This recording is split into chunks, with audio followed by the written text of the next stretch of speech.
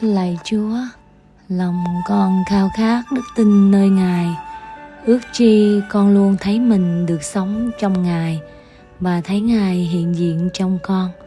Xin tỏ sáng tâm hồn con bằng ánh sáng của Ngài, để cho dù ở bất cứ nơi đâu, lúc nào, trong hoàn cảnh nào, con cũng luôn nói rằng Ngài là bến đỗ duy nhất, nơi lòng con thực sự được bằng an. Xin cho niềm tin trong con mỗi ngày một lớn lên, để con nếm trải niềm sướng vui thuần khiết khi có Ngài ở bên. Con tìm kiếm niềm hạnh phúc không đến từ thế gian, nhưng từ sự gắn bó toàn diện với Ngài.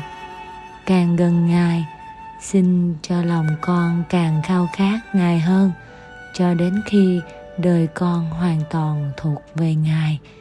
Amen.